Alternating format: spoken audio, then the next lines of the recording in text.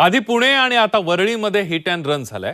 मुंबई आणि पुण्यातली ही दोन प्रकरणं खूप गाजत आहेत। मात्र या घटनांनी पुन्हा एकदा हिट अँड रन केसच्या आठवणी ताज्या झालेल्या आहेत। बघूया एक रिपोर्ट। पुण्यात अग्रवालच्या मुलाने भरधाव वेगात गाडी चालवत दोघांचा जीव घेतला। त्या पाठोपाठ मुंबईच्या वरळीमध्ये मिहिर शाहने BMW कार खाली कावेरी नागवा या महिलेला क्रूरपणे चिरडलं। या दोन्ही हिट अँड रन घटनांची चर्चा सध्या सुरू आहे। मात्र हिट अँड रनची ही काही पहिलीच प्रकरण नाहीये। 28 September 2002 Salman Khan hit and run case. 2002 मधल्या घटनेत सलमान खानवर हिट अँड रन केसचा आरोप ठेवण्यात आला होता। फुटपाथवर गाडी चढवल्यानं एकाचा मृत्यू झाला होता तर 4 जण जखमी झाले होते। सप्टेंबर 2002 मधलं प्रकरण आहे। फुटपाथवर गाडी चढवल्यानं एकाचा मृत्यू झाला तर 4 जण जखमी झाले। सलमानवर सदोष मनुष्यवधाचा गुन्हा दाखल करण्यात आला। मुंबई हायकोर्टाने सदोष मनुष्यवधाचा गुन्हा काढला। सलमान खानवर बेदरकारपणे गाडी चालवण्याचा खटला चालला। 6 मे 2015 रोजी मुंबई सत्र न्यायालयाकडून 5 वर्षांची शिक्षा झाली। त्याच दिवशी मुंबई हायकोर्टाकडून सलमान खानला जामीन मिळाला। पुढील सुनावणीपर्यंत तुरुंगवासाची शिक्षाही रद्द झाली।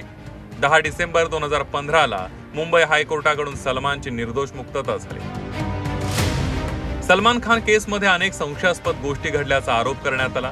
गाडीत सलमान खान सोबत असलेला त्याचा बॉडीगार्ड आणि पोलीस कॉन्स्टेबल रवींद्र पाटील याचं निधन झालं। सलमान खानच्या केसमध्ये तो मुख्य साक्षीदारही होता। महाराष्ट्र सरकारने सलमानच्या सुटकेविरोधात त्यानंतर सुप्रीम कोर्टात आव्हान दिलं। Janhvi Gadkar hit and run case. जान्हवी गडकरच्या लाल रंगाच्या ऑडीने भरधाव वेगात टॅक्सीला धडक दिली। यात दोघं ठार झाले। कॉर्पोरेट वकील असणाऱ्या जान्हवी गडकरवर दारू पिऊन गाडी चालवण्याचा आरोप ठेवण्यात आला। जान्हवीला घटनास्थळावरून अटक करण्यात आली होती। सुरुवातीचे 58 दिवस तुरुंगात घालवल्यानंतर जान्हवीला सेशन्स कोर्टानं 5 ऑगस्ट 2015 ला जामीन मंजूर केला। 10 जानेवारी 1999 दिल्ली हिट अँड रन केस। दिल्लीतल्या लोधी कॉलनीमध्ये भरधाव BMW कारने 6 जणांचा जीव घेतला, ज्यात 3 पोलीस अधिकाऱ्यांचा समावेश होता। तत्कालीन भारतीय नौदल प्रमुख सुरेश नंदांचा नातू BMW चालवत होता। पार्टी करून संजीव गुप्ता परतत असताना BMW कारने उडवलं होतं। संजीव नंदाला आधी 1999 मध्ये निर्दोष ठरवण्यात आलं। 2008 मध्ये संजीव नंदाला दोषी ठरवून 2 वर्षाच्या तुरुंगवासाची शिक्षा देण्यात आली। 2012 मध्ये सुप्रीम कोर्टाने मोठा दंड ठोठावत 2 वर्ष समाजसेवा करण्याची शिक्षा सुनावली। 19 मार्च 2023 सुमेर मर्चंट नावाच्या कार चालकाने वरळीत राजलक्ष्मी या महिलेला उडवलं। सुमेर मर्चंट हा एका इव्हेंट मॅनेजर कंपनीत कामाला होता। दारू पिऊन 90 ते 100 किलोमीटर वेगाने गाडी चालवून अपघात केल्याचा त्याच्यावर आरोप होता। वरळीमध्ये जॉगिंग करत असलेल्या राजलक्ष्मी यांना त्यानं उडवलं।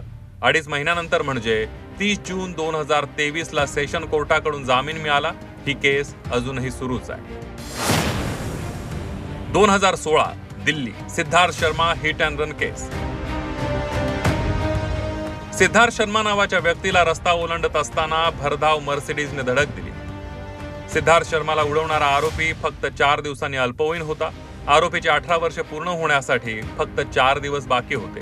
सुप्रीम कोर्टाने या आरोपीवर अल्पवयीन म्हणूनच खटला चालवण्यास सांगितला। विशेष म्हणजे ज्या अल्पवयीन आरोपीने हा अपघात केला होता त्याने याआधी सुद्धा अनेक अपघात केले होते। 2006 Mumbai Alistair Pereira hit and run case. Carter रोडवर रस्त्यालगत झोपलेल्या 7 कामगारांना अलिस्टर परेरानं चिरडलं होतं तर 8 कामगार जखमी झाले होते। मुंबई कोर्टानं सुरुवातीला परेराला 6 महिन्यांचा तुरुंगवास सुनावला। त्यानंतर मुंबई हायकोर्टाने हस्तक्षेप करत 3 वर्षांचा तुरुंगवास सुनावला। 2007 मध्ये परेराने सुप्रीम कोर्टात धाव घेतली आणि त्याला जामीन मिळाला। 2012 मध्ये सुप्रीम कोर्टाने अलिस्टर परेराला 3 वर्षांचा तुरुंगवास ठोठावला। 30 जानेवारी 2010 मरीन लाईन्स मुंबई भरधाव कारने दोघांना उडवलं। पोलीस निरीक्षकासह एका दुचाकी स्वाराचा यात मृत्यू झाला। भारतीय वंशाची नुरिया हवेलीवाला ही कार चालवत होती। शिक्षा पूर्ण केल्यानंतर नुरिया आपल्या आईसोबत राहत होती। मात्र दुर्धर आजाराने 2023 मध्ये तिचा हॉस्पिटलमध्ये मृत्यू झाला। कायदा आपलं काम करत असतो, मात्र ज्यांनी या हिट अँड रन केसमध्ये जीव गमावला त्यांचे नातेवाईक मात्र वर्षानुवर्ष न्यायाची वाट पाहत असतात। ब्युरो रिपोर्ट झी 24 तास.